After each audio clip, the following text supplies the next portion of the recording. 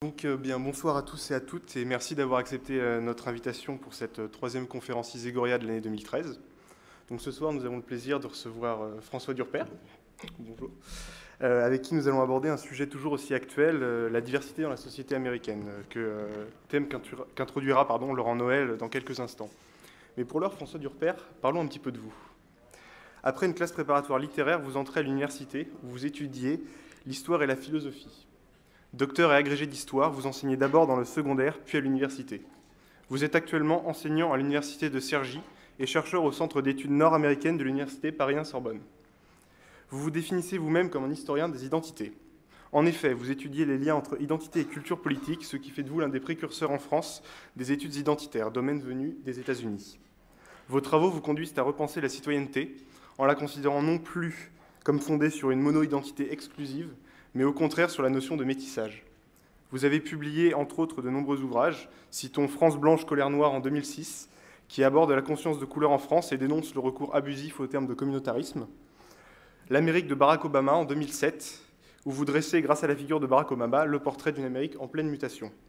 Enfin, Histoire des États-Unis, publié en 2013, un livre pour mieux connaître les États-Unis, en évitant de tomber dans l'admiration béate ou dans la critique infondée. Votre expertise vous vaut de nombreuses invitations à la télévision et à la radio, on a pu le voir ces derniers jours, comme citons par exemple C'est dans l'air sur France 5, édition spéciale sur Canal+, ou encore Mediapolis sur Europe 1. Mais vous n'êtes pas simplement enseignant-chercheur, François Durper, vous êtes également militant. En effet, en 2010, un an après l'arrivée de Barack Obama à la Maison-Blanche, et en plein débat sur l'identité nationale, vous lancez avec d'autres personnalités de la vie civile un appel à une république multiculturelle et post-raciale. Le constat est assez simple. La société française s'est profondément transformée, mais elle peine encore à se reconnaître comme diverse, et les élites semblent encore incapables d'intégrer ces nouvelles dynamiques. On peut prendre pour exemple la composition de l'Assemblée nationale par rapport à celle de la population française, en termes de sexe, d'origine sociale ou de profession. En 2011, le mouvement pluricitoyen, dont vous êtes l'un des créateurs, lance une grande campagne de mobilisation électorale pour faire entendre la voix de ceux qui privilégient encore l'abstention. Faire évoluer la société n'est donc pas simplement le rôle de nos gouvernants, mais aussi notre tâche. Je conclurai avec vos mots. Nous sommes tous la France. Très bonne conférence.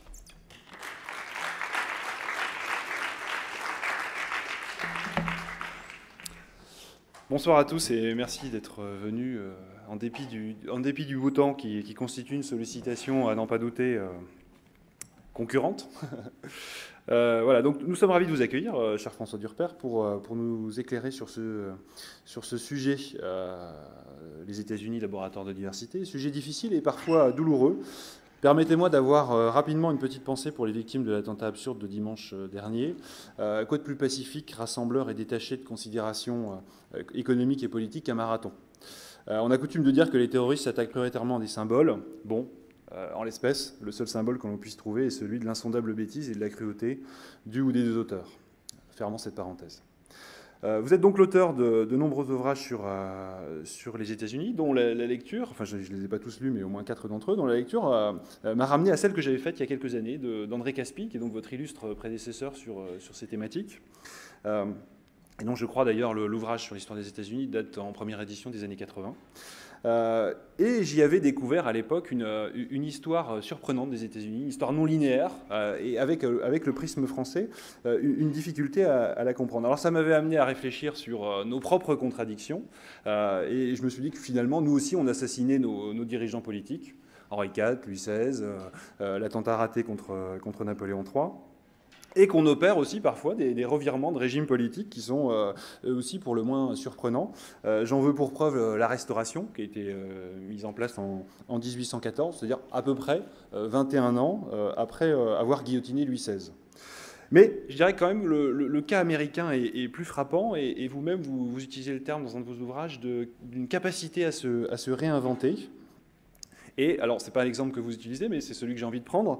L'exemple de Reagan, donc Ronald Reagan, qui devient président dans les années 80, et qui, le terme est un peu fort, mais qui d'une certaine manière supprime le welfare state. Et là, les informations viennent directement de votre ouvrage. Comment supprime-t-il le welfare state ? En divisant le dispositif de subvention par 3, ce qui est quand même très frappant vu de France, supprimant au passage 23 000 pages de réglementation juridique américaine. Alors votre approche, comme le soulignait Thomas, est différente, notamment de celle d'André Caspi. Vous indiquez que les Américains, vus de France, sont mal aimés, mal compris, mal connus. Et donc votre approche est plutôt une approche plus didactique, je dirais, les États-Unis expliqués aux Français, qui prend bien sûr une tournure plus forte encore dans votre dernier ouvrage, Les États-Unis pour les nuls. Et puis par ailleurs, il y a cette mise en exergue de la dialectique, de la tension qui existe entre unité et diversité. Diversité des communautés, des cultures, des pratiques religieuses, voire des acceptions philosophiques, comme par exemple la notion de liberté, sur laquelle vous nous direz peut-être un mot. Alors comment trouver le bon équilibre? Les Anglais disent le fine-tuning, entre ces deux éléments a priori contradictoires. Le respect de la diversité implique des concessions au régime commun. A contrario, la nécessité d'unifier transcende, mais aussi estompe les particularismes culturels. Alors on y découvre beaucoup de choses. Vous nous rappelez qu'à la fin du XVIIIe siècle, la Constitution des États-Unis était loin d'être un pari gagné d'avance, et que finalement elle s'établit sur la base de 13 colonies indépendantes et hétérogènes. Vous nous rappelez également qu'un des ciments originels, c'est la constitution de quelques grands mythes fondateurs, à commencer par celle de l'émancipation vis-à-vis de la tutelle anglaise. Je ne sais pas si on peut rajouter la conquête des grands espaces, grands espaces prétendument sauvages. Voilà. Et puis alors cette méthode semble fonctionner jusqu'aux années 60, où là l'unité se fissure, pour des raisons que sans doute vous nous expliquerez. Alors cette décennie charnière, celle des années 60, est tout à fait intéressante parce qu'elle met l'accent sur... enfin c'est vous qui mettez l'accent sur l'organisation du système politique américain, où là on comprend que le rapport de force entre Parlement et président s'établit en faveur du premier. Alors que sur le prisme international, évidemment, on a toujours le président en avant. On découvre que depuis les années 60, à l'exception de Carter et du premier mandat de Bill Clinton, les 13 présidents élus ont dû gouverner sans majorité parlementaire. Alors osons une hypothèse, qui est peut-être un prolongement audacieux de votre analyse, qui serait celle que l'intérêt des présidents américains pour la question internationale, c'est-à-dire cette volonté expansionniste, qu'il s'agisse de hard power, c'est-à-dire l'économie, le militaire, ou le soft power, la langue, la culture, les loisirs, la consommation, serait un moyen pour les États-Unis, serait autant un moyen pour les États-Unis de grappiller des marges de manœuvre intérieures, c'est-à-dire de reprendre un peu du pouvoir dont le président se trouve privé, donc autant un moyen qu'une fin en soi. Enfin, vos travaux sur la diversité s'intéressent aussi à la nation française, comme l'évoquait encore une fois Thomas, avec l'ouvrage « Nous sommes tous la France », paru en 2012. Votre essai nous amène à nous interroger sur notre identité, les différents apports qui la composent, qu'ils soient intérieurs, c'est-à-dire les cultures régionales, ou extérieurs, avec les différentes vagues d'immigration qu'a connues la France. La mise en abîme avec le système américain nous interroge... Pardon, c'est peut-être moi. Nous interroge aussi sur notre organisation politico-administrative. Alors en théorie, un territoire facile à gérer est rond et petit. Si ce n'est pas le cas, c'est l'organisation régionaliste, voire fédéraliste qui s'impose. Prenons le cas de l'Allemagne. L'Allemagne est un pays pas si grand, mais très étiré. Et les États-Unis, bien sûr, sont un vaste territoire. Alors la question serait, je vous la soumets, la France serait-elle arrivée à une taille critique ? Où se posent les problèmes? Alors il y a évidemment les poches territoriales constituées par les banlieues, où on a concentré des populations issues de l'immigration et des populations pauvres ou sur le plan éducatif défavorisées, alors qu'elles soient parisiennes, strasbourgeoises, grenobloises, etc. Et puis il y a également bien sûr les extrémités. Alors j'espère que personne ne m'en voudra de citer ici, sans ordre de préférence, les Corses, les Bretons, les Alsaciens, les Basques, etc. Voilà, donc ça nous amène à nous interroger, votre travail nous amène à nous interroger sur ce sentiment d'unité nationale qui est lié lui aussi à nos propres mythes fondateurs, la Révolution, l'Empire, les droits de l'homme, et aussi à nos myopies. S'agissant de la guerre d'Algérie, on a longtemps parlé, et c'est encore un peu le cas, des événements d'Algérie, sans oser utiliser le terme approprié. Alors on peut se plaindre de la crise qui est profonde et affecte durement les moins armés au sens de Bourdieu, c'est-à-dire les trois capitales, qu'ils soient culturelles, sociales et économiques, mais on peut aussi s'en réjouir N'est-il pas le moment idéal pour se rassembler et adapter notre organisation au monde contemporain et aux enjeux de demain? Peut-être nous donnerez-vous aussi votre avis sur ces questions qui, je crois, vous tiennent à cœur et nous concernent tous. Nous sommes donc très heureux de vous accueillir et je le suis encore plus de vous laisser la parole.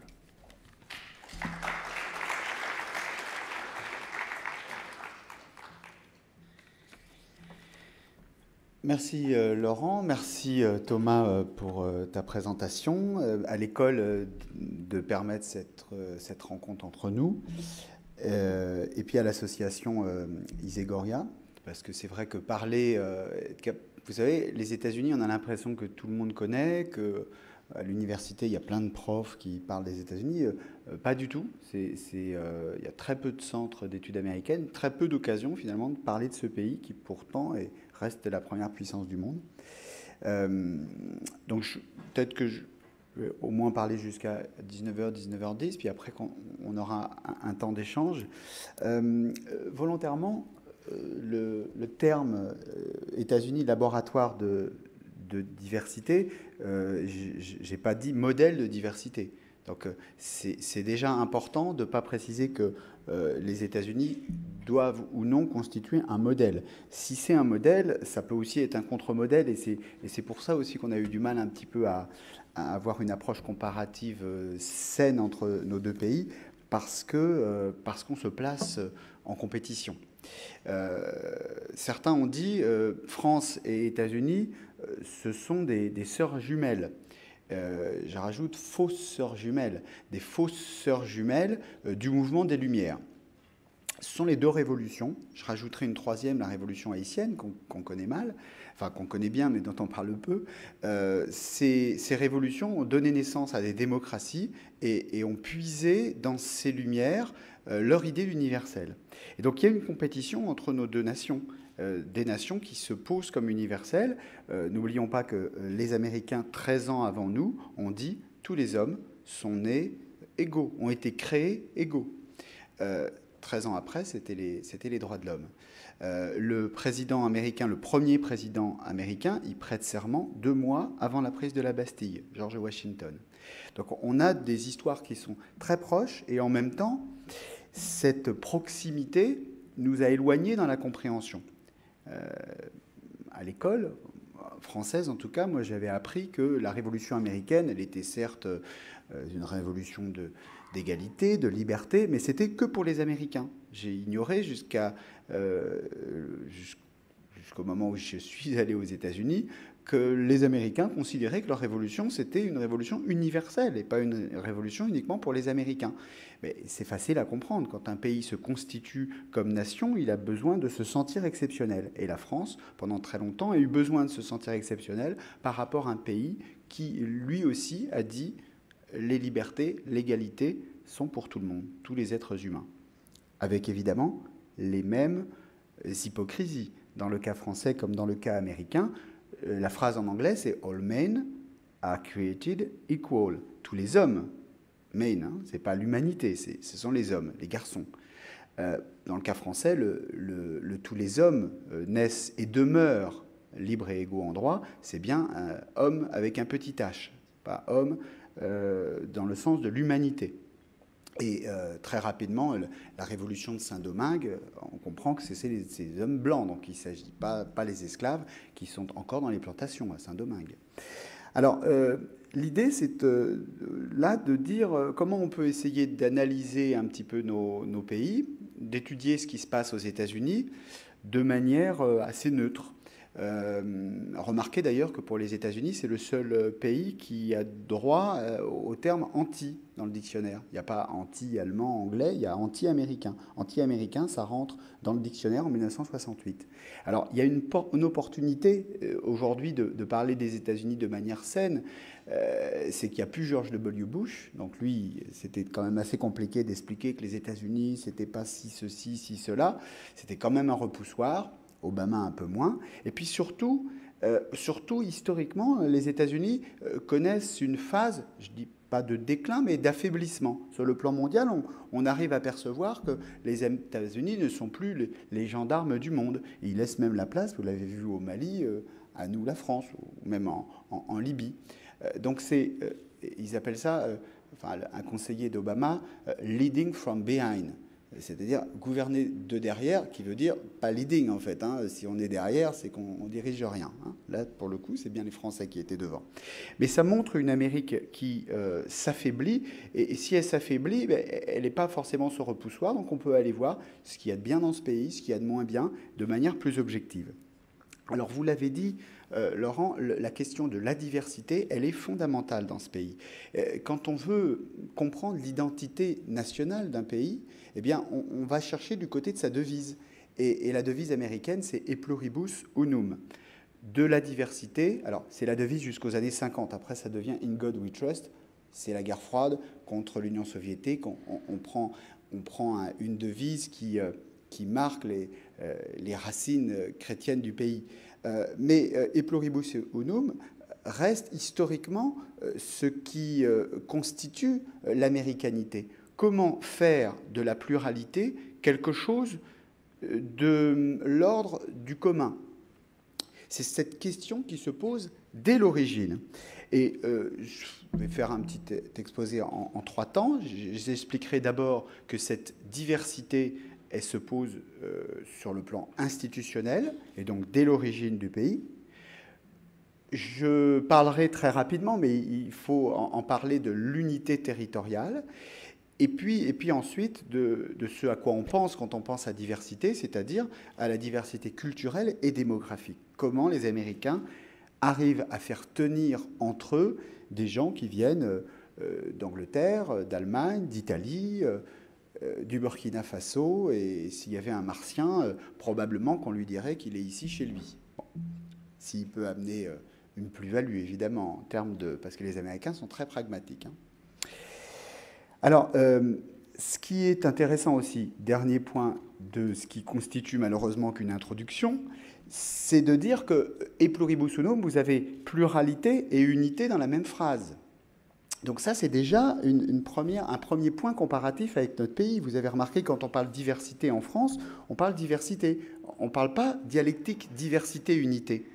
Et donc là, ce qui est intéressant du côté américain, c'est qu'on ne parle jamais diversité sans parler d'unité. C'est tout le temps la diversité pour l'unité. Alors que dans le cas français, souvent, la diversité est posée soit comme diversité, soit dans une opposition avec l'unité. La diversité, on veut bien la reconnaître, mais est-ce qu'elle ne compromettrait pas notre identité, notre unité nationale? Est-ce que ça ne serait pas un élément de balkanisation?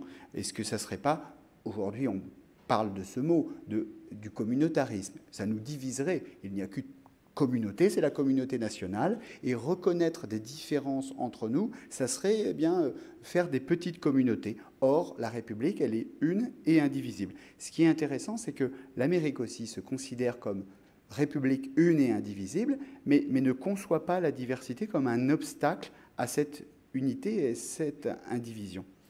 Alors, premier aspect que je voulais aborder, c'est la question institutionnelle, parce que « E pluribus unum », au début, de l'origine de ce pays, ça ne veut pas du tout dire comment on fait tenir ensemble des Anglais, des Italiens. Il n'y a pas d'Italiens. Donc c'est vraiment une question institutionnelle. Comment ces colonies, qui sont 13 à l'origine et qui sont très différentes, il y a des petites colonies, des colonies plus importantes, qu'est-ce qu'on fait à partir d'elles? Est-ce que chaque colonie va devenir un État indépendant? C'est le choix qui a été fait quelques années plus tard en Amérique latine, Bolivie, etc. Non, le choix qui est fait, c'est très rapidement de faire tenir ces colonies entre elles et de créer ce qui ne constitue pas un nom de pays. États-Unis d'Amérique, vous conviendrez que ce n'est pas un nom de pays, ça veut dire des États-Unis entre eux. Mais ça ne dit pas grand-chose, sinon que État au pluriel, unis entre eux. On retrouve la devise dans le nom du pays. Quelque chose de pluriel qui essaie de rester commun. Alors, cette question institutionnelle, c'est de dire comment ces colonies très différentes et autonomes eh bien, vont pouvoir constituer, comment des territoires très différents vont pouvoir constituer un seul pays, l'Union. Alors, la première chose, c'est de se dire que cette diversité, elle est de 2 ordres. Elle est d'abord verticale, c'est le pouvoir réparti entre l'État fédéral, les États fédérés et les collectivités locales. Donc première division. Deuxième division, une division horizontale, exécutif, législatif, judiciaire. Et cette division horizontale, les Américains vont la chercher chez nous, enfin chez un philosophe français, chez Montesquieu. Ils estiment, les pères fondateurs de l'Amérique, qu'une démocratie, pour éviter le risque tyrannique, eh bien, il doit assurer l'équilibre entre ces trois pouvoirs et il doit assurer qu'aucun de ces pouvoirs ne peut prendre le dessus sur les deux autres. Vous avez vu, la semaine dernière, on a beaucoup parlé de la question de la moralisation de la vie publique. Alors, pourquoi l'affaire Cahuzac ne peut pas avoir lieu aux États-Unis? Parce que toutes les nominations sont décidées, certes, par le président, mais aussi par le Congrès. Toutes les nominations doivent être validées par les commissions sénatoriales. John Kerry, le secrétaire d'État, ministre des Affaires étrangères, il a été nommé par Barack Obama, mais la commission sénatoriale des Affaires étrangères, républicains et démocrates, a donné son accord. Ce qui explique que le président est élu en novembre, mais qu'il est nommé, enfin qu'il est investi plutôt, qu'en janvier, il y a 3 mois. Donc, on étudie toutes ces nominations. Bon. Donc, vous voyez, un seul exemple pour vous expliquer que ces pouvoirs, ils se contrôlent, parfois ils se surveillent, parfois ils se contredisent. Un deuxième exemple très rapide, aucun président, depuis Lyndon Johnson, n'a réussi à faire passer plus de la moitié de ses lois devant le Congrès. Il n'y a pas de 49.3 dans la Constitution américaine. Le président américain doit convaincre, y compris les membres de son propre parti. Souvenez-vous, Barack Obama élu en 2008 doit convaincre les démocrates, il a pourtant une majorité très importante au Congrès, son plan de relance, il doit le défendre auprès de ses propres amis politiques. Bon. Ça, c'est la division horizontale, mais qu'on connaît quotidiennement. Autre idée, savoir que James Madison, donc l'un des pères fondateurs, celui qui a écrit les amendements à la Constitution, les 10 premiers amendements, lui, il pensait qu'il n'était pas très visionnaire. Il se dit, il y a 2 types de pouvoirs, il y a les États et il y a l'unité, il y a Washington. Il se dit, ce qui risque de poser problème, c'est vraiment les États. Les États la diversité va reprendre le dessus sur l'unité. Cette diversité est tellement forte, nos différences entre États est tellement importante que probablement il va falloir vraiment faire tenir tout ça ensemble, mais c'est le pouvoir des États qui sera le plus fort. Eh bien, l'histoire lui a donné tort, puisque au cours du XXe siècle, c'est l'État fédéral qui a pris le dessus. 3 événements. Le premier événement, c'est la crise des années 30, pas la nôtre. Les années 30, c'est Roosevelt, et Roosevelt, c'est une politique sociale, c'est le New Deal, vous l'avez vu en cours. C'est déjà l'État fédéral qui prend en main un certain nombre de choses qui, auparavant, étaient de l'ordre des États. Deuxième moment important, les droits civiques, les années 50. Parfois, certains disent que c'est presque une deuxième guerre civile.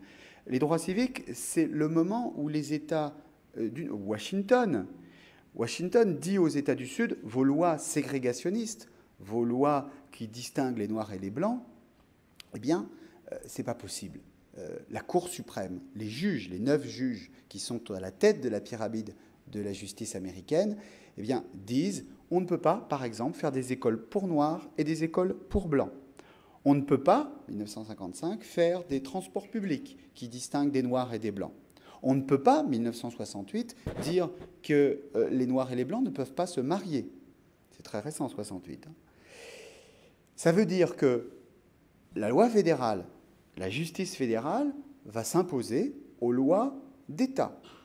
Et je peux vous dire qu'à la fin des années 50, à Little Rock, quand des petits enfants noirs doivent rentrer dans une école et qu'il y a les hélicoptères, les mitrailleuses et toute l'armée qui les encadre, pour les gens du Sud, c'est une invasion. C'est Washington qui se mêle de ce que Washington ne devrait pas se mêler, parce qu'on est chez nous. Vous voyez, la dimension institutionnelle, elle est institutionnelle, mais elle est aussi très concrète. Et vous voyez d'ailleurs dans ce deuxième exemple que la thématique de la diversité culturelle et démographique, les Noirs et les Blancs, et de la diversité institutionnelle, ça se rejoint. Troisième événement, la guerre froide. Et au moment de la guerre froide, le président prend en main un certain nombre de dispositifs, renforce son pouvoir. C'est ce que Schlesinger a appelé la présidence impériale. Bon. Et ça, évidemment, ça change tout. Mais il y a toujours des contestations. Quand le président américain veut aider les Français en Libye, il fait intervenir des troupes américaines, le Congrès dit « Mais qu'est-ce que c'est que ça? Mais vous êtes un tyran. Est-ce que vous nous avez demandé notre avis ?» Oui, mais c'est l'OTAN, c'est pas exactement les États-Unis, il doit se défendre, penaud devant le Congrès pour dire « Oh là là, excusez-moi, j'ai dépassé mes prérogatives de président. » Deuxième, j'essaie d'aller vite parce que finalement, autrement, je resterai avec vous toute la nuit. Donc je fais attention. Je vais passer quand même à l'idée d'unité territoriale. On y reviendra, si vous voulez, à la question institutionnelle dans les questions. Unité territoriale, je vais aller vite, mais c'est vrai qu'au cours de l'histoire, il y a quand même deux moments. Au XIXe siècle, le premier moment de ce lien entre territoire et unité, c'est tout au long du XIXe siècle ce qu'on a appelé la frontière. La frontière aux États-Unis, c'est pas comme en Europe, c'est pas quelque chose qui délimite. C'est pas quelque chose qui distingue un État d'un autre. La frontière, ce qu'on appelle frontière en anglais, c'est ce qu'on doit repousser. C'est la limite du monde connu et de ce que Laurent appelait tout à l'heure le monde sauvage. Le monde sauvage, oui, pour la nature, et sauvage pour les Indiens, ce que les Blancs considéraient comme des sauvages. On devait avancer. On devait avancer et conquérir un territoire hostile. C'est comme ça que s'est pensé ce pays. Go West, young man. Ça, c'est l'Américain, celui qui part, qui dépasse la limite de ce qu'il connaît. Sky is the limit, disent les sportifs américains. Quand on leur demande jusqu'où vous allez aller, 9 secondes aux 100 mètres, etc. Bon, maintenant, il y a les Jamaïcains qui ont la même devise, donc ça les embête. Mais sky is the limit, ça veut dire pas de limite. Regardez ce pays, cette architecture, skyscrapers, les buildings, les skyscrapers, gratte-ciel. Il y a de la place quand même aux États-Unis. C'est pas l'absence de place qui nécessite de faire des bâtiments qui vont aller gratter le ciel. Mais dans cette idéologie américaine, qui se traduit en architecture, en institutions, en conquête de tous ordres, il y a cette idée-là de dépasser de la frontière. Et c'est comme ça que se constitue l'unité. On est tous différents, mais on est unis dans une action. C'est la dimension pragmatique. Yes, we can. Ce qui est important dans cette phrase, c'est le can. On va pouvoir le faire. La crise, il y a tout. Yes, we can. Et ça, c'est fondamental parce que c'est pas Obama en premier qui a utilisé ça, c'est Kennedy. En 1960, Kennedy doit perdre normalement contre Nixon. Nixon, c'est le vice-président, il est censé gagner, il est en tête dans les sondages. Et Kennedy, dans son discours au moment de l'investiture démocrate, il invente un terme, celui de nouvelle frontière. Il va proposer aux Américains une nouvelle frontière. Et il comprend l'intérieur de l'Américain, qui est d'aller chercher plus loin. Alors là, il ne va pas proposer d'aller plus loin que le Pacifique. Il va se dire, on a plusieurs frontières à conquérir. D'abord, les limites de la pauvreté, du racisme. Tout cela, c'est une conquête mentale, c'est une conquête idéologique. C'est une frontière idéologique. Et puis l'espace. On est derrière l'Union soviétique, il y a Sputnik, vous vous rappelez. Et d'ici la fin des années 60, il y aura un drapeau américain sur la Lune. Bon, ça paraît fou, mais il projette les Américains dans quelque chose qui va les transcender pendant la décennie des années 60.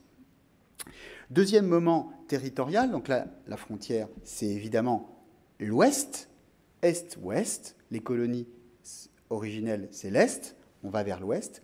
Deuxième, et elle se conclut en 90, à la fin du 19e siècle. Deuxième difficulté territoriale, Nord-Sud. je passe sur les divisions entre le Nord et le Sud, pourquoi ces États du Nord et du Sud se font la guerre. Mais de 1861 à 1865, les États-Unis sont des États désunis. Une guerre civile, les Américains appellent ça Civil War, la guerre civile. Ils ont réussi à trouver ce terme après de longues années où on n'appelait pas de la même manière cet événement de l'histoire américaine. Au Nord, on appelait ça plutôt la guerre de sécession, c'est-à-dire le Sud qui veut faire sécession, qui rompt l'unité, qui veut couper cette belle unité que nous sommes Américains. Au Sud, on appelait ça la guerre d'agression du Nord, la guerre entre les États ou la guerre d'indépendance du Sud. Et ce qui est important, c'est que cette guerre civile, donc c'est vraiment le cœur de cette histoire. 50 000 livres ont été publiés sur la guerre de sécession, sur la guerre civile américaine. Après la guerre civile, Abraham Lincoln, très clairement, lui, se considère comme un Américain. Et ce qui va vous faire comprendre, c'est que les pères fondateurs de l'Amérique, ça peut vous paraître paradoxal, ne se considèrent pas comme des Américains. Ils constituent des États-Unis parce qu'ils se disent ensemble, ça va être mieux pour un certain nombre de choses. Mais Thomas Jefferson, c'est un Virginien. Il est habitant de la Virginie. Il ne se conçoit pas comme habitant des États-Unis. Il se considère comme un Virginien. Abraham Lincoln, c'est tout différent. Et c'est d'ailleurs le moment, juste après la guerre civile, c'est une modification lexicale jusqu'à aujourd'hui. The United States are, the United States is. Maintenant, on dit les États-Unis et on met is et pas are. Ça veut dire tout. En anglais, vous utilisez the United States, un pluriel, et vous mettez le is, et c'est une faute grammaticale, c'est censé se poser. Mais ce n'est pas une faute grammaticale. Ça veut simplement dire que cette pluralité, c'est un seul pays. Hein. Et avant, on utilisait le pluriel. C'est ce que Farid Hammer appelle la deuxième naissance de l'Amérique. Et dans les manuels scolaires des petits Américains, vous avez deux grosses parties, et après les chapitres à l'intérieur, avant la guerre civile, après la guerre civile. On passe au moment finalement le plus important, fin du XIXe siècle, début du XXe siècle, la diversité et l'unité, le sens va complètement changer. Complètement changer parce que de 1870 à 1920, c'est 20 millions d'immigrants qui arrivent aux États-Unis. Et ces 20 millions d'immigrants qui arrivent aux États-Unis, qui fuient les pogroms, enfin vous connaissez l'histoire, les Juifs, les Italiens, eh bien ils vont poser une problématique différente à ce pays. Comment des gens venus de partout, alors d'Europe, mais aussi d'Asie, pour ce qui est de la Californie, comment faire tenir ensemble tous ces gens dans une même unité. Le e pluribus unum, à partir de la fin du XIXe siècle, le e pluribus unum, c'est un défi à l'unité, cette fois culturelle et démographique. Sommes-nous un peuple américain? Est-ce que ça a un sens d'être américain? La question du XIXe, c'était une question d'unité presque territoriale. La question du XXe, c'est une question de population, de démographie, de culture. Alors, 1909, vous connaissez la pièce d'Israël Zangwill, Melting Pot. Ce terme de melting pot, je passe... Alors, qu'est-ce que ça signifie? Ça veut dire, melting pot, qu'on vient de partout, et puis on se fond dans un creuset, et on devient américain. On se dépouille de ses cultures d'origine, et on s'assimile dans un creuset commun. Et c'est évidemment, depuis le départ, une mythologie. Si vous lisez une des lettres qui est au musée d'Ellis Island, Ellis Island, c'était l'île où les immigrants arrivaient en premier, un migrant disait, moi je rêvais d'un pays qui était pavé d'or, et je constatais trois choses, que le pays, il n'était pas pavé d'or, il n'était pas pavé du tout, et que celui qui devait paver les rues, c'était moi, le pauvre migrant. Bon. Donc là, il y avait la différence.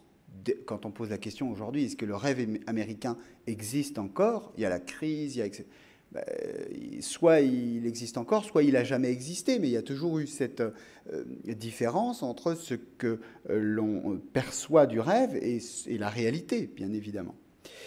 Alors, deux éléments rapidement qui sont on est dans l'ère des boîtes à outils, qui sont des boîtes à outils de l'unité américaine. Et les deux outils de l'unité américaine, c'est d'abord le Flag Day, le jour du drapeau, qui est officialisé par le président Wilson en 1916, et le Pledge of Allegiance. Le Pledge of Allegiance, c'est le serment d'allégeance au drapeau et à la République américaine. Pledge of Allegiance, il est écrit par Francis Bellamy. Francis Bellamy, qui était un homme de gauche, très amoureux de la France, qui d'ailleurs, dans un premier temps, a écrit un Pledge of Allegiance qui était quasiment liberté, égalité, fraternité. Après, il s'est dit, ça va être difficile à faire passer. Donc, il a écrit quelque chose d'un peu plus consensuel. « Je jure fidélité », je vous le dis en français, « à mon drapeau et à la République qui le représente. Je jure fidélité. » Alors, donc, c'est le salut romain, hein, jusqu'à la Deuxième Guerre mondiale. Après, on fait ça. Hein, parce qu'évidemment, il y a toujours confusion entre le salut romain, antique, et puis le salut hitlérien. Donc, les petits-enfants américains, ensuite, mettent la main sur le cœur. « Je jure fidélité à mon drapeau et à la République qui le représente, une nation indivisible, avec la liberté et la justice pour tous. » Et 25 000 écoles acquièrent un drapeau en seulement un an. Serment d'allégeance, je ne sais pas si vous avez calculé le temps qu'il me fallait pour le dire en français, en anglais c'est plus court, c'est 15 secondes pour le dire. Ça a été conçu comme ça. On ne perd pas trop de temps non plus dans le cours, on commence tous les cours au début évidemment de la journée par le serment d'allégeance. Petite anecdote, en 1923, la conférence du National Flag remplace le terme « mon drapeau » par le drapeau des États-Unis. C'est-à-dire que le serment d'allégeance que je vous ai lu, c'est le serment d'allégeance d'origine de Bellamy. Mais le serment d'allégeance aujourd'hui, c'est « je jure fidélité au drapeau des États-Unis et à la République qu'il représente ». Pourquoi ? Parce que les migrants confondaient. Dans leur tête, ils avaient l'impression que c'était le drapeau de leur pays. C'est-à-dire que tous les matins, ils allaient à l'école américaine, ils étaient tout contents, et hop, ils prêtaient serment à leur drapeau, à leur république italienne, hongroise, polonaise. Donc on a bien précisé des États-Unis. Vous êtes des Américains. Bon. Donc vous voyez, ces outils très forts d'assimilation qui font de cette période, en fait, un creuset effectivement renforcé par la tragédie, par plusieurs tragédies, mais comme je cours après le temps, par la tragédie de la guerre, des deux guerres, mais surtout de la Deuxième Guerre. Hein. Cette tragédie de la Deuxième Guerre, vous l'avez vu dans les événements qui se passent aujourd'hui, dès qu'il y a un événement aux États-Unis, ce qui est activé en premier, c'est « nous sommes tous des Américains, divers, etc. » Mais c'est l'unité. C'est l'unité. Et donc la Deuxième Guerre, eh bien, c'est le moment qui, pour les Américains, la Première Guerre mondiale. Ils appellent la première European War. Ils considèrent qu'ils sont intervenus comme ça, mais c'est des petites histoires d'Européens. La Deuxième Guerre, c'est vraiment la guerre mondiale, c'est-à-dire qu'on va les attaquer. Les Japonais les attaquent sur leur sol, à Pearl Harbor. Eh bien, c'est dans cette guerre, que ce soit sur le front, dans la fraternité d'armes, d'Italiens, etc., de toutes ces populations, il y a cette unité qui se forge dans un ennemi commun. Et à l'arrière, les fêtes civiques, les commémorations, les parades, on forge l'unité également à l'arrière. En même temps, c'est une période où cette unité est une unité pour les uns et pas pour les autres. C'est une unité, pour reprendre notre terme, sans diversité. Unité sans diversité parce qu'une population réclame l'unité, l'intégration, l'assimilation, disant « nous sommes Américains, nous voulons nous battre dans l'armée américaine, ce sont les Noirs. » Or, si les Noirs ne sont plus esclaves depuis cette guerre civile et depuis cet amendement, 13e amendement à la Constitution, vous avez vu le film de Spielberg peut-être, Lincoln, 13e amendement à la Constitution américaine, ils ne sont plus esclaves, mais ils sont séparés. Séparés dans le sud des États-Unis, dans tous ces États du Sud, Et cette séparation est validée par la Cour suprême des États-Unis en 1896, qui dit « c'est conforme à la Constitution, cette séparation, cet apartheid est constitutionnel. À partir du moment où on est égaux, séparés, on peut être séparés et égaux. C'est ce qu'on appelle séparés mais égaux. » Et il va falloir les années 50 pour comprendre que quand on est séparés, difficile d'être égaux. Mais première population exclue de cette unité, ce sont les Noirs américains. Deuxième population qui a des problèmes avec l'unité, les Amérindiens. Parce que les Amérindiens, c'est l'inverse des Noirs américains. Eux, ils disent, mais nous, on ne veut pas du tout être assimilés, on ne veut pas du tout être intégrés. Vous voyez, le projet américain des années 30 est quand même particulier. Les Noirs qui veulent s'assimiler, qui veulent s'intégrer, qui disent, nous sommes les plus anciens Américains, on était là, certes esclaves, avant que les Italiens, Polonais arrivent. Eh bien, eux, on leur dit séparation, diversité, rester à l'écart. Les Amérindiens qui disent nous on veut notre justice, nous on était là avant. Pourquoi vous nous imposez votre gouvernement, vos villes, votre manière de vivre, vos dieux? Eh bien, les Amérindiens, on leur propose termination policy, c'est-à-dire ça s'appelle c'est dit politique finale, mais évidemment la traduction en français, on va dire termination policy, la politique qui doit terminer cette histoire indienne en intégrant de force les Indiens dans les villes. Pas de... Alors, et cette politique, pour beaucoup, elle est inacceptable, tout autant que la politique de séparation, cette politique d'assimilation forcée est inacceptable. Donc vous voyez, on a là une unité qui passe en force, mais qui passe difficilement pour certaines catégories d'Américains. D'où le deuxième moment. Le deuxième moment, vous avez eu raison de dire, Laurent, les années 60. Les années 60, c'est vraiment le moment où tout ça va exploser. Même si, auparavant, il y avait des contestations du melting pot. Le premier à l'avoir vraiment contesté s'appelle Horace Kallen, en 1925. Et Horace Kallen, lui, a fait scandale en disant ce qui est le plus... Pour la communauté juive, Horace Kallen est juif, hein, je le dis avant de dire la phrase que je vais... C'est pas l'antisémitisme qui est le plus grave, c'est l'assimilation, c'est le melting pot. Bon, évidemment, ce n'était pas du goût de tout le monde. Mais il voulait, lui, une démocratie de la diversité, Horace Kallen. Il disait, c'est pas possible qu'on parle anglais à l'école, très bien, mais en famille, pourquoi vous nous obligez à parler anglais? On parle yiddish, on parle italien, on parle nos langues. L'Amérique, c'est ça. C'est le corps civique commun et le corps personnel, familial, culturel, et qui appartient à chacun. C'est ça la démocratie américaine. C'est une démocratie qui respecte le pluralisme. Sinon, il n'y a pas d'unité s'il n'y a pas respect de ce pluralisme. Voilà ce que dit Horace Kallen dès 1925. Et il est repris dans ces années 60 par les mouvements de contestation. Alors évidemment, je ne peux pas faire toute l'histoire américaine en une demi-heure, hein, mais donc je ne vous raconte pas l'histoire des droits civiques, l'histoire des mouvements féministes, l'histoire des mouvements latinos, l'histoire... En tout cas, qu'est-ce qui résulte de tout ça? Que le curseur change. On passe de l'unité sans diversité à la diversité presque sans unité. La question, c'est diversité, ce qu'on appelle ethnicité. L'ethnique, l'adjectif ethnique qui avait une connotation négative avant les années 60, se charge d'une connotation positive. Je vous donne un élément une enquête importante, c'est une enquête de 1972 qui laisse apparaître une forte poussée de l'identification ethnique. C'est-à-dire qu'on demande aux Américains, au début des années 60, est-ce qu'ils sont allemands, américains, italiens, américains? Ils répondent, on est américains. Ils cachent. Ils ne veulent pas être allemands-américains. Parce que allemands-américains, ils ont le souvenir que c'était l'expression du président américain pendant la Première Guerre mondiale pour dire est-ce que les Allemands-américains sont bien loyaux envers leur patrie américaine? Est-ce qu'ils ne vont pas être plutôt loyaux envers leur patrie allemande? Donc, dans les années 60, tout cela change. Les Allemands-américains disent on est Allemands-américains, on est très fiers. Il y a la nation pride, on est fier d'être américain, mais il y a le ethnic pride, la fierté de ses origines. Et tout ça coïncide dans ce qu'on a appelé les United Americans, les Américains à trait d'union.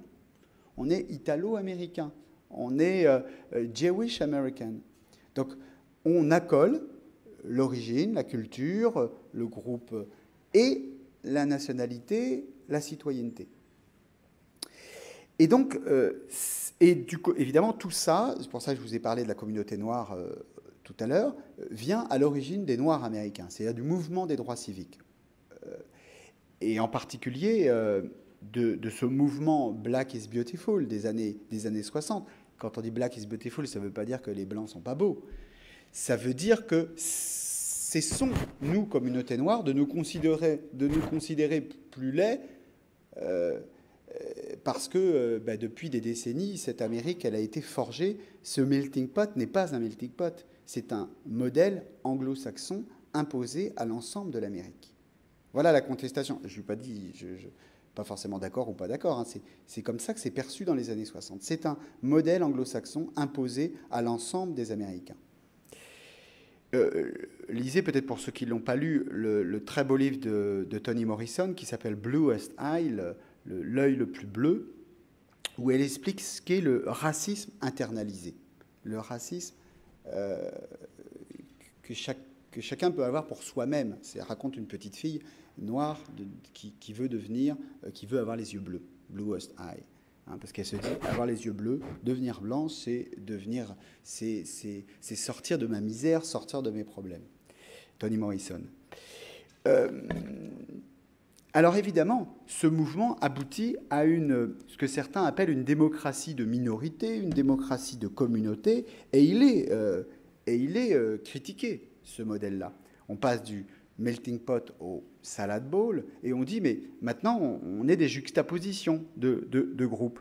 Certains dénoncent, notamment à droite, des risques, des menaces pour l'identité nationale américaine. Et une anecdote, 1994, janvier, lors d'un discours à Milwaukee, le vice-président de Clinton, Al Gore, traduit la devise « E pluribus unum » en anglais « out of one, many ». De l'unité, plusieurs. Ah non, c'est « out of many, one ». De plusieurs, l'unité.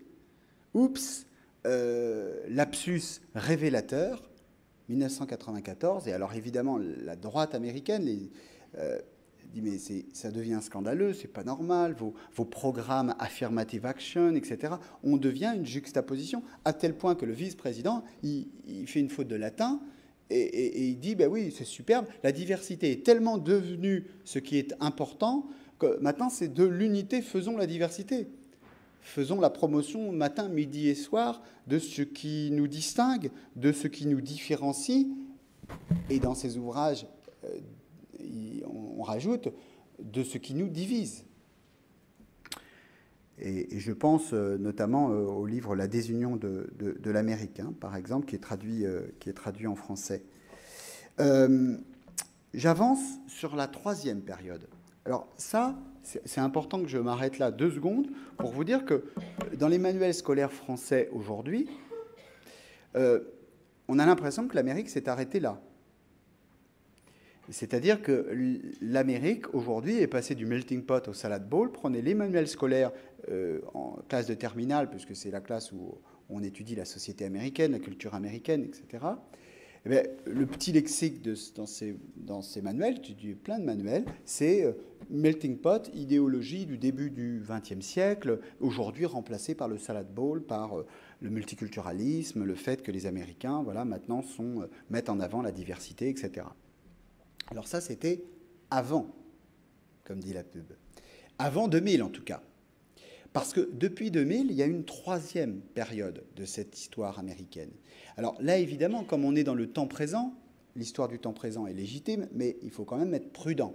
Je ne vais pas vous dire des choses certaines, je vais vous formuler 2 hypothèses que les chercheurs en sciences sociales avancent.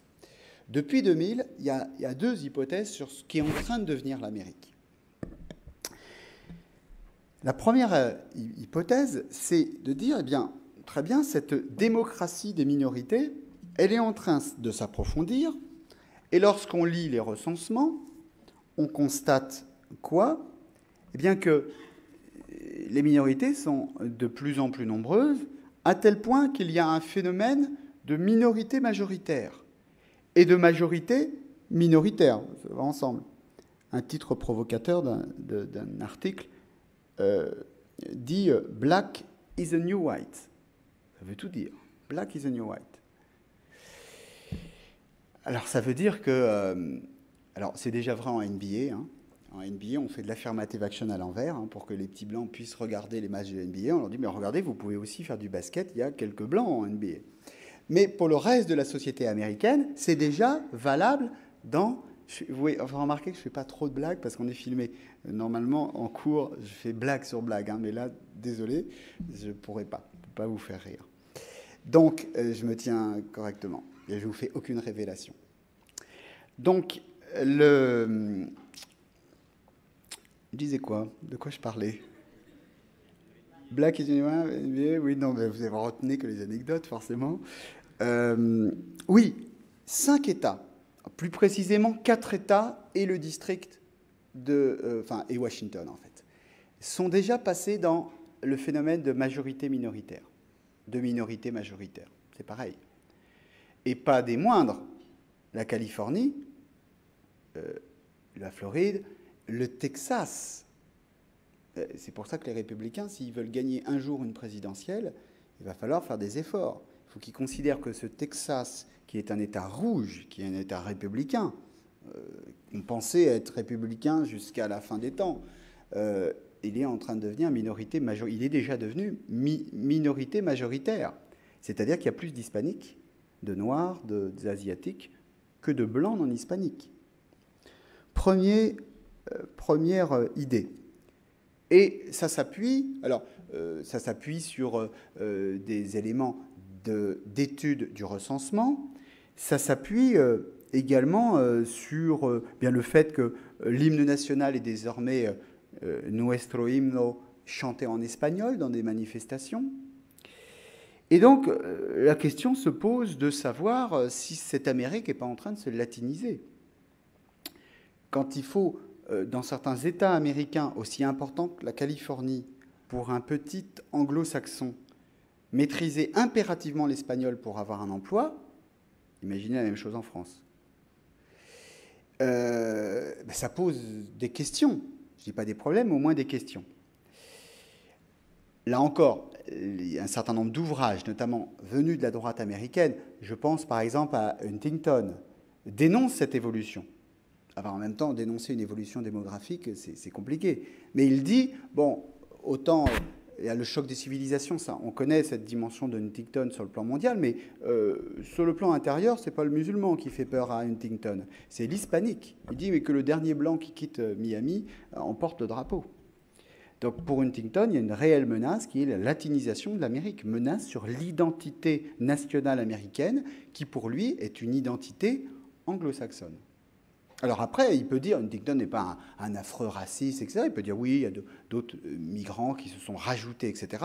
Mais ils doivent se plier à un certain nombre de valeurs qui ont pour racine une Amérique anglo-saxonne.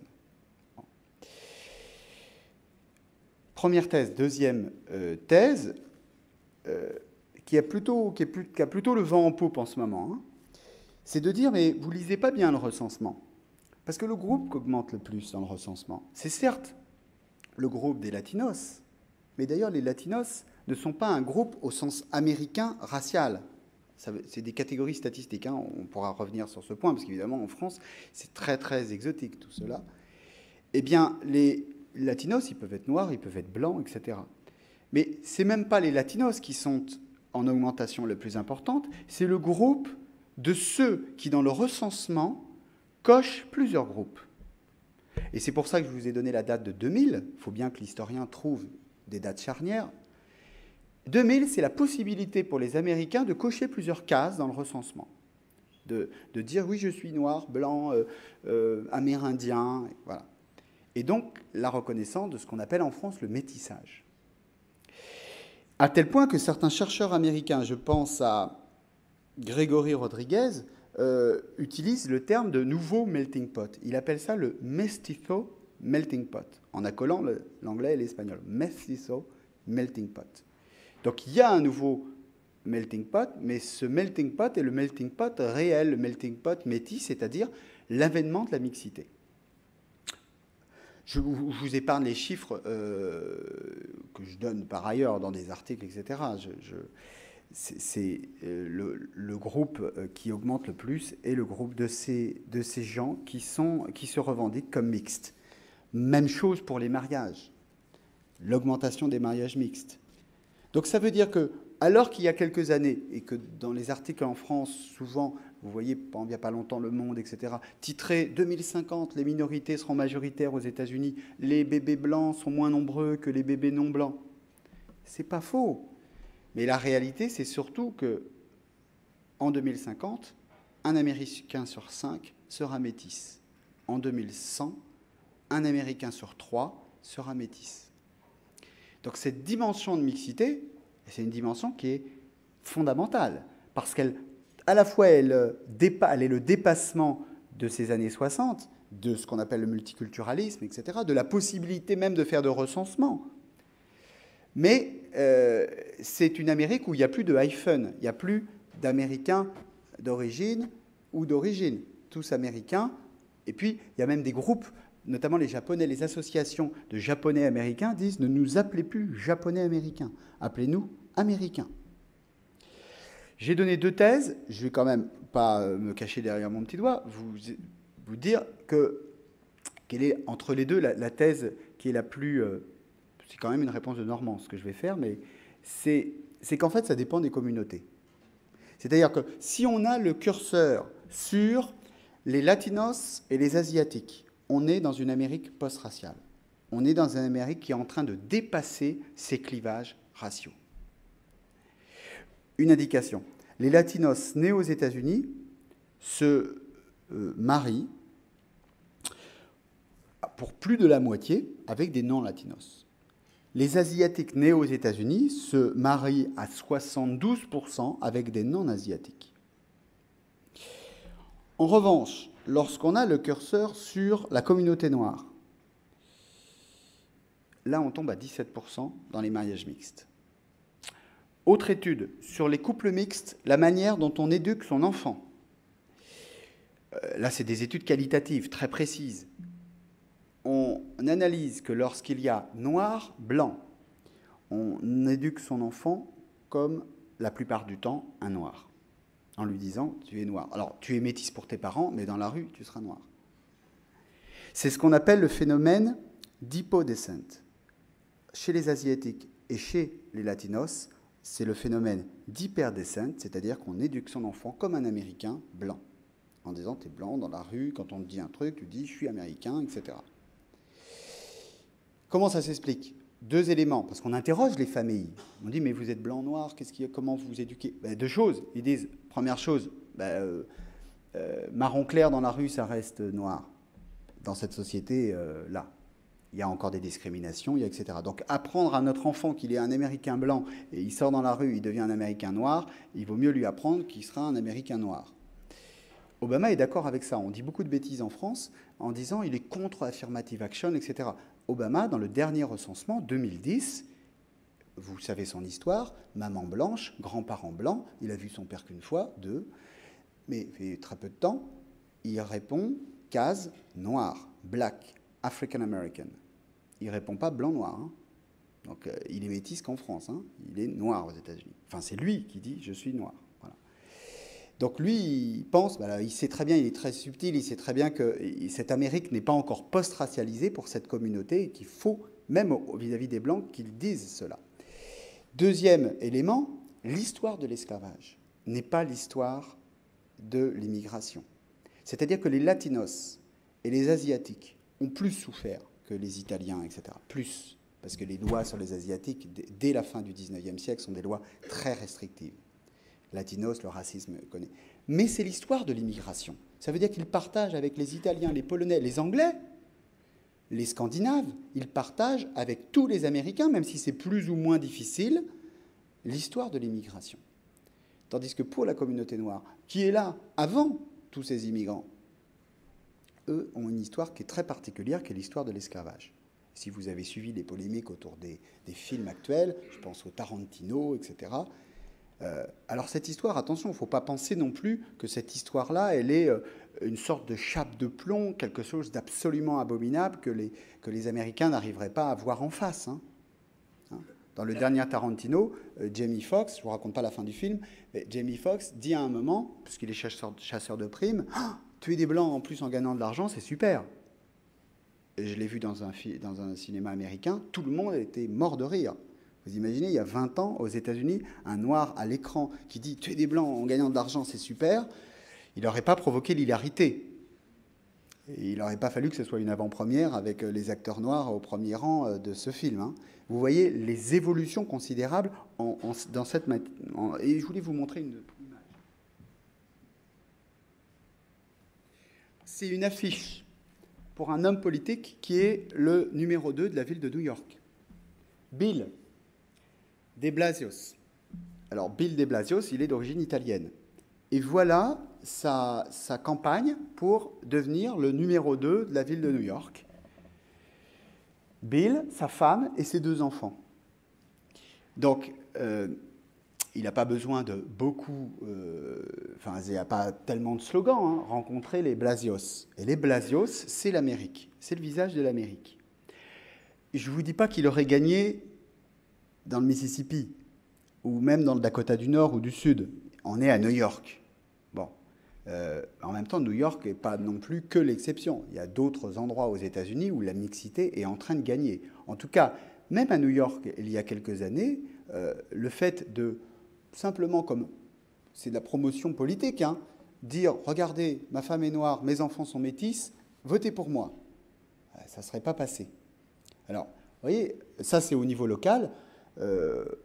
Obama a presque fait la même chose tout au long de sa campagne. Il a expliqué, quand il était dans le Midwest, il disait ah mais c'est super, moi je m'en rappelle bien parce que mes grands-parents sont du Midwest, hein, moi je suis un gars du Midwest, hein, et la première primaire qu'il gagne, c'est dans l'Iowa, un public que blanc, où il dit c'est bon d'être américain, etc. Quand il va dans le sud, il est noir, quand il va dans une synagogue, il est juif, etc. Mais ça, c'était la dimension, vous voyez, un peu subtile, politique, etc. Là, c'est au-delà, puisque là, c'est la mixité qui est assumée, ce qui est quand même très différent. Et puisque quand même, j'avais promis qu'on allait avoir un temps d'échange, je vais faire quand même une conclusion très rapide pour dire ce qu'on peut retenir un peu de tout ça, comment on peut... Qu'est-ce qu'on peut retenir de ça pour nous, Français, qui sommes différents et qui sommes semblables sur certains points? Il y a beaucoup de différences dans notre histoire, notamment sur cette question de la diversité démographique et culturelle. Beaucoup de différences. L'esclavage, il n'était pas sur le territoire français métropolitain, hexagonal. L'esclavage était dans les colonies. C'est une grande différence avec les États-Unis où l'esclavage était sur le territoire et pas dans les colonies. Deuxième différence, je viens de le dire, la colonisation. La France est un État post-colonial. Les États-Unis, alors on peut dire ils ont quand même eu des colonies, etc., où ils ont colonisé les Indiens, on peut se dire ça, mais ce n'est pas un pays colonial, c'est même un pays qui se considère comme le premier à avoir fait une guerre d'indépendance. Troisième différence, l'histoire de l'immigration. C'est-à-dire que même quand un Anglais dit « mais moi je suis un Américain de souche », le Coréen qui vient d'arriver, ou l'Indonésien, il y a plus d'Indonésiens qui arrivent en ce moment que de Coréens, lui dit « mais non, il me semble que c'est plutôt les Amérindiens qui étaient là avant. Hein. » Donc ça veut dire que l'immigration, elle est inscrite dans l'histoire de ce pays. Je ne dis pas qu'elle n'est pas inscrite dans l'histoire de France, mais que dans l'histoire américaine, c'est évident et c'est traduit dans les manuels scolaires de manière pour tout Américain. Mais ça ne veut pas dire qu'on ne peut pas retenir des choses. La première chose qu'on peut retenir de ce pays, c'est que la notion de diversité est toujours considérée, en tout cas depuis ces années 60, y compris dans ce dernier virage dont je parle, comme un élément de richesse. Culturel, certes, mais également économique. C'est-à-dire que les Américains considèrent que, je prends l'exemple des universités américaines, les dispositifs d'affirmative action, d'action positive, c'était pas pour faire plaisir aux Noirs américains. Si des recruteurs des plus grandes universités que sont Harvard, que sont Princeton, allaient chercher des enfants noirs dans le Bronx, c'était parce qu'ils pensaient que dans ces quartiers, il y avait des leaders. Et que se priver de cette diversité, c'était se priver d'une richesse à l'intérieur de l'université. Les universités donc se lancent dans ces dispositifs et ne s'y lancent pas pour des raisons humanitaires. Elles considèrent que c'est quelque chose qui est bon. Ce que je dis des universités est valable pour les entreprises. Deuxième idée, et qui est peut-être différente aussi de notre pays, mais qui pourrait être, c'est une politique volontariste. Je ne veux pas ouvrir le débat sur l'action positive. On peut peut-être en échanger peut-être là-dessus, mais là, autrement, je vais faire encore un quart d'heure tout seul. Mais d'un mot, c'est que ces dispositifs d'action positive qui sont caricaturés en France, on dit que c'est des quotas, etc., alors que ça n'existe plus depuis 1978, les quotas. En tout cas, ce sont des politiques volontaristes. C'est-à-dire qu'on a d'ailleurs en France pour certains types de ce qu'on appelle diversité, puisque en France, le mot diversité englobe aussi le handicap et englobe la question du genre, c'est-à-dire homme-femme. La parité, la loi sur la parité, la loi sur la scolarisation du handicap et sur l'intégration dans les entreprises, où il y a un quota de personnes handicapées dans les entreprises. Tout ça, d'ailleurs, aux États-Unis, serait anticonstitutionnel. Là, les communautaristes ne sont pas ce qu'on pense. La Constitution américaine n'autoriserait pas la parité, n'autoriserait pas qu'il soit écrit noir sur blanc dans la loi qu'il doive y avoir un nombre de femmes et un nombre d'hommes, ou qu'il doive y avoir dans toute entreprise un pourcentage de personnes handicapées. Depuis 1978, avant il y avait vraiment des quotas. Je ne suis pas en train de dire que de 65 à 78, il y a eu des quotas aux États-Unis. Et depuis 1978, Alan Bakke, un étudiant blanc voulant rentrer à l'Université de Californie, porte plainte en disant un noir qui avait légèrement une note en dessous de moi, il a été retenu. Moi, je n'ai pas été retenu. Il y a de la discrimination à l'envers. La Cour suprême lui donne raison et tort. La Cour suprême dit OK, plus de quotas, ça ne peut pas être écrit noir sur blanc qu'il y a des quotas. En revanche, nous autorisons tous les dispositifs publics et privés à encourager la diversité, mais de manière plus subtile, de manière plus intelligente, pas en inscrivant noir sur blanc, mais en ayant des dispositifs volontaristes. Et pourquoi ? Parce que la société y retrouve des éléments de cohésion qui sont nécessaires au pays, et parce que l'entreprise y retrouve de la plus-value. La culture y retrouve des espaces de créativité et d'imagination. Regardez l'exportation des produits culturels américains.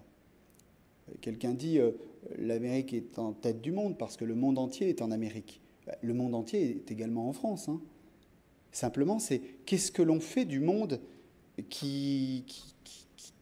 que l'on accueille ? Comment ça se traduit ? Et comment c'est intégré dans une société. On dit beaucoup société d'accueil quand on parle d'immigration. L'Amérique a plein de défauts. Je n'ai pas parlé de l'assurance santé, de la peine de mort, etc., du port d'armes. Si vous voulez m'en faire parler, vous verrez que je ne dirai pas que l'Amérique est parfaite. Mais simplement sur ce point-là, il y a peut-être quelque chose de l'ordre, effectivement, pas du modèle, mais au moins du laboratoire, de se dire que on peut considérer que la différence peut apporter quelque chose et ne pas être un élément de division, mais simplement un élément qui va nous faire tous progresser. Il est 23h30. C'est dommage, il n'y a plus de soleil, hein, mais je vais m'arrêter là pour que vous puissiez, pour qu'on puisse avoir un temps d'échange et de questions-réponses.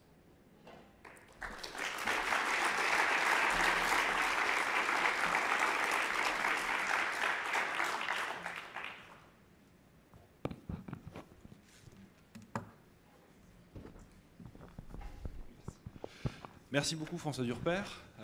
Alors c'était un peu plus long que prévu, mais ça n'en était pas moins intéressant, bien au contraire. Alors pour prévenir un petit peu le public, donc vous devez nous quitter hélas ce soir enfin prendre le train à 20h30, donc il faudrait que vous soyez partis à -5, c'est l'heure du taxi. L'actualité est bien évidemment brûlante et n'aide pas notre ami à oui, prolonger le séjour. en fait, j'aurais prolongé. Ce soir, j'ai évidemment annulé tout ce qui s'était passé, mais demain, comme vous le savez, il y a la cérémonie officielle, l'hommage aux victimes de l'attentat. Tout le monde comprend bien et on est déjà très content de vous avoir ce soir. Donc tout ça pour dire que donc Thomas va vous poser une question. Ensuite, le public pourra rebondir assez rapidement. Et puis il y a la librairie Durance qui a eu la gentillesse de nous apporter quelques-uns de vos ouvrages. Et donc pour ceux que ça intéresse et qui voudraient avoir une dédicace rapide de François Durper, voilà, on pourrait imaginer comme ça de se laisser un quart d'heure d'échange et puis ensuite de manière informelle continuer. Très bien. Alors Thomas, une petite question pour lancer les questions. Donc, pour commencer, j'aurais une question à propos de la diversité religieuse, parce qu'en fait, on a bien vu donc dans ce que vous présentiez comme la deuxième hypothèse, c'est-à-dire d'une Amérique qui s'achemine vers un métissage. Est-ce que finalement les tensions ne se déplaceraient pas dans le champ religieux? Je prends par exemple l'histoire de la mosquée près de Ground Zero, par exemple, ce genre de choses. Alors, c'est évidemment la question intéressante. La question religieuse, déjà, il faut percevoir que les États-Unis, l'histoire est très différente de la France. C'est-à-dire que du côté français, pour schématiser en très peu de temps, c'est compliqué de faire autrement, la fille aînée de l'Église. C'est-à-dire que la laïcité, elle s'est constituée, encore une fois, je schématise, Ferry était capable de faire des compromis, mais globalement, la laïcité, elle s'est constituée contre une Église établie. Et depuis un certain nombre de millénaires, c'était la nécessité de conquérir et de libérer, certains disent, l'État de la tyrannie du religieux. Les États-Unis, c'est l'inverse. C'est libérer le religieux de la tyrannie de l'État. Parce que les Américains sont des gens qui ont fui l'Angleterre parce qu'ils étaient, les puritains, persécutés pour raisons religieuses. Donc la première chose qu'ils ont faite, le premier amendement à la Constitution, c'est de dire vous pouvez penser tout ce que vous voulez, vous pouvez croire en qui vous voulez. C'est demain j'invente une religion, personne ne pourra me dire votre Dieu c'est pas etc. Et ça c'est le premier amendement à la Constitution avec 2 clauses. Il ne faut pas non plus caricaturer parce qu'il n'y a pas que la France qui serait du côté de la séparation et les États-Unis qui seraient du côté de la liberté de culte totale. C'est plus complexe parce que du côté français, il y a aussi une tradition de compromis, j'en ai parlé tout à l'heure, même si depuis 2004, pour des raisons, mais qui, bon, on ne va pas revenir là-dessus, mais du côté américain, il y a aussi la tradition du wall, le mur de séparation, c'est le mot de Jefferson. Dans le premier amendement, il y a à la fois la clause du non-établissement, qu'il y a un mur entre une religion et l'État, mais aussi la clause du libre exercice, c'est-à-dire la liberté des cultes. Ce qui veut dire qu'au quotidien, évidemment, cette laïcité, elle ne se vit pas du tout de la même manière. C'est-à-dire que quand on est dans cette société américaine, le Français se dit « mais qu'est-ce que c'est que ce folklore religieux ? Un Américain, un président qui jure sur la Bible, etc. » Donc il y a quelque chose qui est... Mais en même temps, pour des choses très sérieuses, les Américains sont très laïques. Il n'y a pas d'argent public qui vont, Bush a essayé quand même, mais dans des écoles protestantes. Notre France très laïque, pour d'autres raisons historiques, fait qu'un certain nombre d'argent public, nos impôts, que l'on soit juifs, musulmans, athées, vont dans des églises catholiques ou autres. Bon, c'est l'histoire qui fait ça, mais ça veut dire que il ne faut pas voir schématiquement, c'est souvent ça tourne en boucle. Alors le marronnier, vous allez dire qu'est-ce que vous faites, vous n'êtes pas absent des médias, vous pouvez leur dire, mais c'est vrai qu'on a l'impression à chaque fois qu'il se passe quelque chose aux États-Unis que ça tourne en boucle dans les médias, la question religieuse. Mitt Romney, on ne pouvait pas l'appeler autrement en France que le mormon Mitt Romney. Alors le mormon contre Obama, mais aux États-Unis, on n'a pas fait tout un flanc sur le fait qu'il soit mormon. C'était pas ça qui était en premier. Il y a des mormons de gauche, des mormons de droite. D'ailleurs, l'église mormone, tout de suite dit, mais nous, les mormons, très bien, mais il y a des démocrates et des républicains, il y a tout ce qu'on veut, donc attention. Donc c'est une société qui, certes, ne vit pas la laïcité de la même manière, mais qui vit des formes de laïcité. Et alors, pour répondre à votre question sur l'évolution actuelle, vous avez remarqué que Obama, dans son premier serment d'investiture, a dit nous sommes un peuple de chrétiens, juifs et d'athées. Il a rajouté et d'athées, et agnostiques, athées. Parce qu'il y a un mouvement agnostique, athée, qui disent mais on peut plus, on fait. Il y a même le président de la communauté athée de New York qui a dit on fait notre coming out. Maintenant, c'est plus possible. On n'a pas à choisir un Dieu, on peut ne pas croire en Dieu. Donc ça évolue. Mais en même temps, pour ces raisons historiques que j'ai expliquées, il est difficile d'imaginer un pays qui, sur le plan de la laïcité, mette en avant, par exemple, interdise le foulard comme c'est fait en France. Ça serait très compliqué. Ou qui fasse toute une histoire sur des McDo où on pourrait manger halal, etc. Ça serait très compliqué aux États-Unis. Ils ne comprendraient pas. Ils se diraient pourquoi vous n'êtes pas obligé de manger halal si vous ne voulez pas manger halal. C'est quoi ? Là, on dirait que c'est de l'ordre. Parce que au-delà de la religion, le mot, évidemment, on n'a pas pu parler de tout. Mais il faut bien voir qu'au cœur de ce pays, et c'est très différent de la France, c'est ce que disait Tocqueville, là je plagie Tocqueville, il y a la liberté. C'est pas la même chose que la France. La France, elle a, ce que disait Furet, la passion de l'égalité. Et pourquoi ?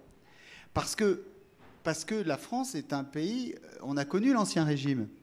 Les inégalités, elles étaient de naissance.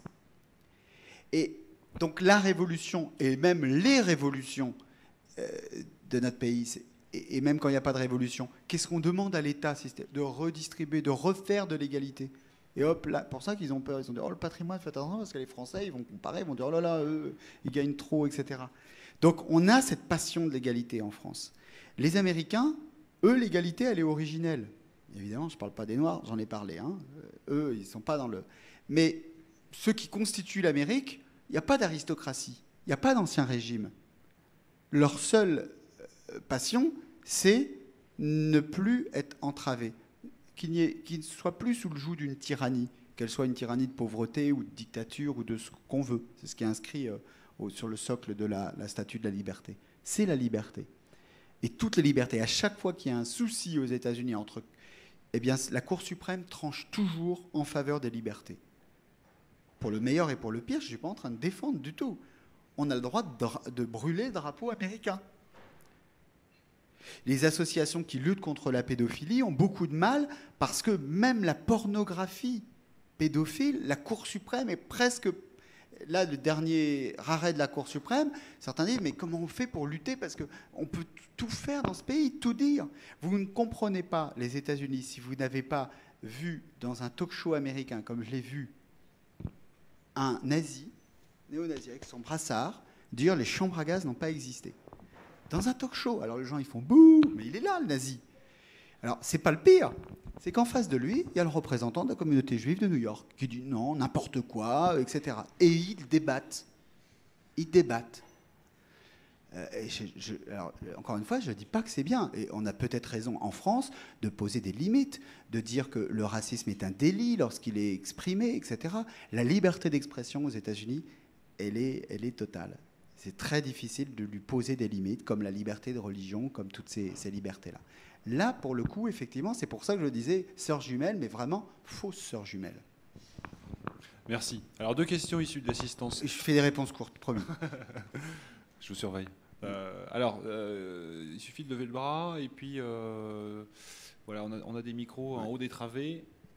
Qui a des questions à poser ? Alors, du coup, tout le monde est timide. Non, on a des questions, là. Quelqu'un a une question à poser ? Ça va. Ah non, lui, c'est le porteur de micro. Monsieur au premier rang. Monsieur au premier rang. On a une question là. Alors allez-y, puis ensuite monsieur au premier rang. Je vous en prie. J'ai cru comprendre que vous disiez que la France et les États-Unis étaient assez différents sur leur gestion de la diversité. Que les États-Unis étaient plus entreprenants, plus avenants. Et je trouve ça un peu... Je me pose des questions en fait parce que j'ai l'impression plutôt qu'on est dans un cas assez similaire finalement où à part si on va chercher des cas assez marginaux comme effectivement des recruteurs d'Harvard qui vont dans le Bronx ou ce qu'a fait Descoings à Sciences Po, j'ai l'impression que c'est pas le cas en fait. Et je voulais savoir justement sur quoi vous vous basez, si c'est de la statistique ou si c'est vraiment de l'étude sociologique Pour affirmer ça, parce que vraiment, même moi, je suis étudiant à Audencia et j'ai pas spécialement l'impression qu'il y ait une très grande diversité. Hein, Ou à titre aux personnel. États-Unis ou Non, je suis Audencia étudiant ici dans cette école dans laquelle vous êtes ce soir. Oui, on peut confirmer, effectivement, il n'y a pas une grande mixité sociale. Mais voilà, même, sociale même si et on a même, un système de bourse qui essaie de compenser un peu les choses, même s'il y a des D'accord. démarches avec. Ah oui, donc l'association. votre thèse, c'est de dire que ça soit aux États-Unis ou en France, J'ai l'impression la voilà, diversité, pas. D'accord, oui, je vois tout à fait.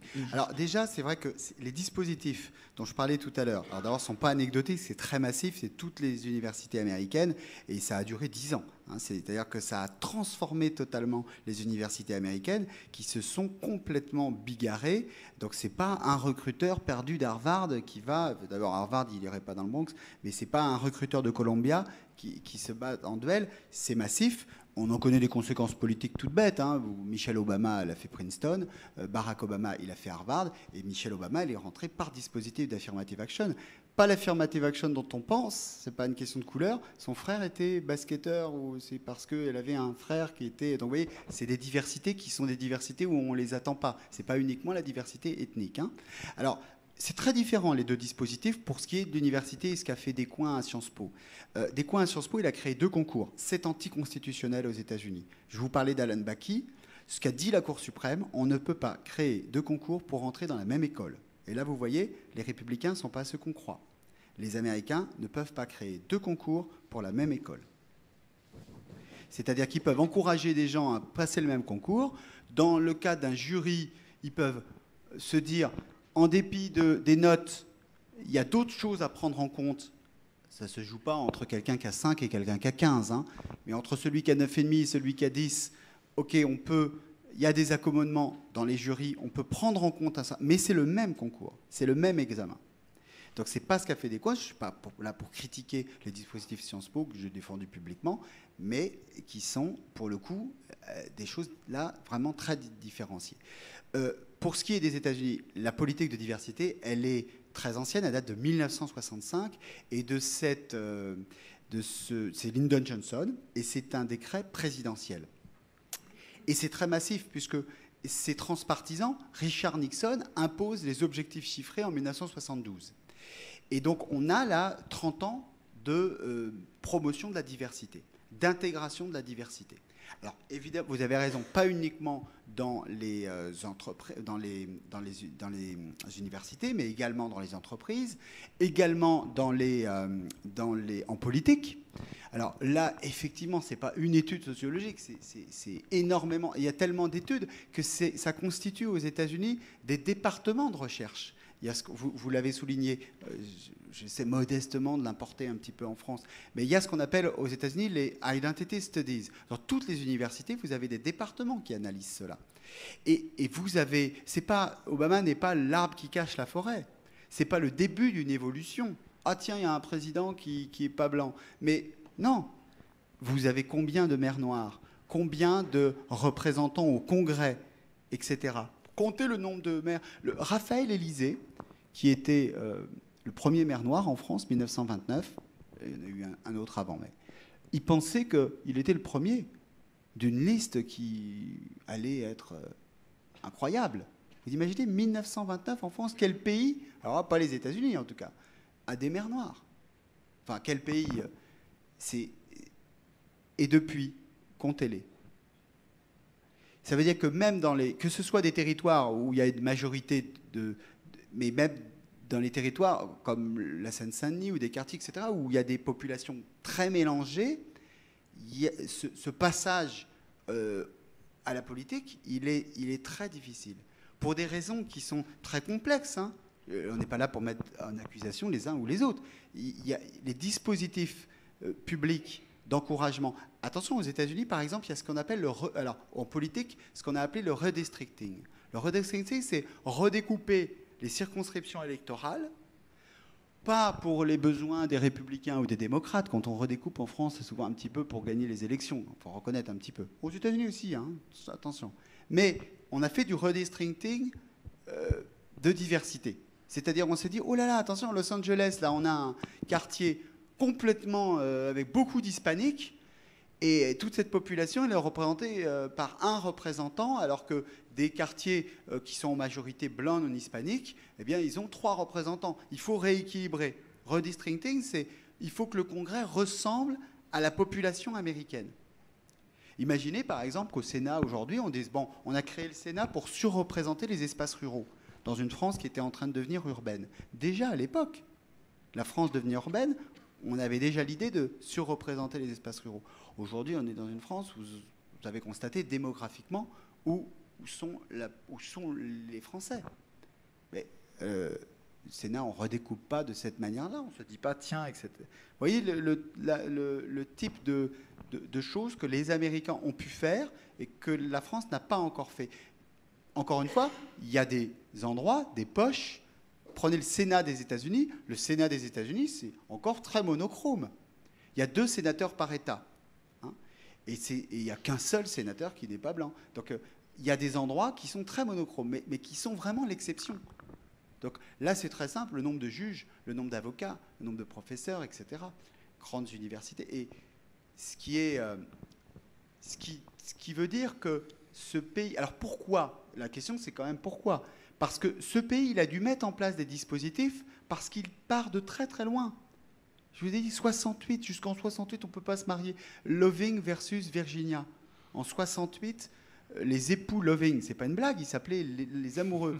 Eh bien, les époux Loving, hommes blancs, femmes noires, se marient, sont condamnés à 1 an de prison par l'État de la Virginie, et ensuite expulsés, etc.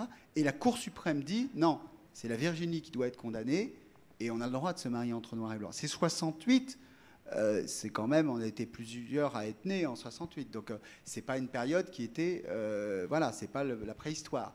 Eh bien, de cette Amérique-là, vous comprenez que si les dispositifs n'étaient pas très puissants politiquement, on serait encore dans une situation où on aurait d'extrêmes difficultés. Or, il y a eu l'émergence de classes moyennes, et même si la situation, évidemment, est très loin d'être parfaite, vous avez aujourd'hui une Amérique où le degré d'assimilation, par exemple, est étudié. L'attachement des Américains à leur pays, quelle que soit leur origine, est étudié par les chercheurs en sciences sociales. Ce n'est pas uniquement de la perception. Ce n'est pas uniquement se dire « Ah, j'ai jamais entendu siffler l'hymne national aux États-Unis par des enfants d'origine, je ne sais quoi, pakistanaise, algérienne ou ce qu'on veut. » Une dernière question, rapidement. Alors, quelqu'un peut faire passer un micro devant, s'il vous plaît? Monsieur avec la chemise bleue, voilà. Donc une question rapide, une réponse rapide. Oui, rapide, c'est surtout ça. On a chacun notre tropisme. Oui, ma question va être rapide. Je voulais savoir par rapport au glissement dont vous avez parlé dans votre exposé, de peut-être moins d'unité, plus de diversité et de métissage. Est-ce que ça produit aujourd'hui aux États-Unis une remontée de l'extrême droite américaine, qui a une histoire aussi aux États-Unis quand même, ces 50 dernières années? Et si dans l'attentat de Boston, les autorités américaines prennent très au sérieux l'éventualité d'un attentat un peu endogène à la société américaine? Exactement. Alors, c'est vrai que... j'ai dessiné 3 phases. Hein. Une unité sans diversité, une diversité sans une unité, et puis presque une unité qui serait post-diversité, où la diversité, c'est l'unité qui revient au premier plan. En ce moment, aux États-Unis, c'est vraiment l'unité qui est première. Ces discours d'Obama, ils correspondent à une évolution. Quand il dit on n'est plus noir, blanc, asiatique, on est des Américains, c'est pas un problème, l'assurance sociale de blanc, de noir, d'hispanique, c'est un problème américain. Donc ça, c'est cette phase-là. Eh bien, effectivement, vous avez raison. Quand on prend le nombre de groupuscules d'extrême droite, leur popularité, le nombre de menaces faites. Il n'y a jamais eu autant de menaces sur un président américain. Aucun président a eu autant de menaces. Alors maintenant, il y a une multiplication des médias, etc. C'est plus facile de menacer. Si on n'a même plus besoin d'écrire une lettre. Il y a une Amérique raciste qui existe et qui est puissante. Mais cette Amérique, elle est très fortement minoritaire. Et elle est d'autant plus méchante et agressive qu'elle se perçoit comme ultra minoritaire. Vous imaginez pour ces gens ce que c'est que de voir le matin de novembre 2008 une majorité d'Américains, c'est-à-dire de Blancs, votant pour quelqu'un qui est né à Hawaï, dont le père est musulman, dont le frère est musulman, dont le beau-frère est chinois, dont la femme est afro-américaine, et qui, c'est pour eux, et qui, dans ses premières mesures, fait le plan de relance le plus important depuis Roosevelt, pas au niveau de Roosevelt, mais le plus important depuis Roosevelt, un socialiste. Pour eux, c'est pas pour la française. Encore qu'à la française, il ne semble pas qu'il y ait des plans de relance très puissants, mais bon. Un socialiste tout court, on va dire, alors, du coup, parce qu'on dit souvent, oui, de gauche à l'américaine. Là, pour le coup, on pourrait dire de gauche tout court, parce qu'on n'a pas de leçon, je pense, à donner pour l'instant. Donc, qui fait ces dispositifs-là alors là, en plus, le mariage gay, le port d'armes, des États qui, par référendum, font le mariage gay. Par référendum. C'est-à-dire que les Américains se prononcent pour dans les urnes. Cette Amérique-là se dit, qu'est-ce qui se passe ? Où elle est notre Amérique ? Et donc, je ne suis pas en train de dire que la piste, là, on est en train de... C'est impossible. Les enquêteurs, ils vont travailler et ils vont dire, voilà ce qui s'est passé. Mais en tout cas, ce qu'on peut dire de l'histoire, c'est qu'aucun attentat n'est venu de l'extérieur aux États-Unis. Sauf un, évidemment le plus important, le 11 septembre 2001. Tous les autres sont des attentats nés, sont, comme vous l'avez dit, endogènes, et au début du XXe siècle, vous le savez, venant des anarchistes, de l'extrême gauche, et à la fin du XXe siècle, déjà venant de l'extrême droite américaine. Et cette extrême droite américaine, pour le coup, sa crainte, c'est d'appartenir à l'histoire du pays, et plus ni à son présent, ni à son avenir. Parce que vous voyez bien les républicains, s'ils veulent gagner une élection, ils vont devoir voter. Ils ont déjà voté le port d'armes le 10, la législation. Là, c'est de nouveau bloqué depuis hier. Je vous ai dit, c'est très, très compliqué aux États-Unis. Il faut faire passer les lois, etc. Mais quand même, quand ils voient que il y a une évolution de l'opinion, eh bien, ils sont obligés de bouger. Et sur l'immigration, là, ils sont en train de bouger, certains d'entre eux. Merci François Durper. Merci à vous tous de votre accueil.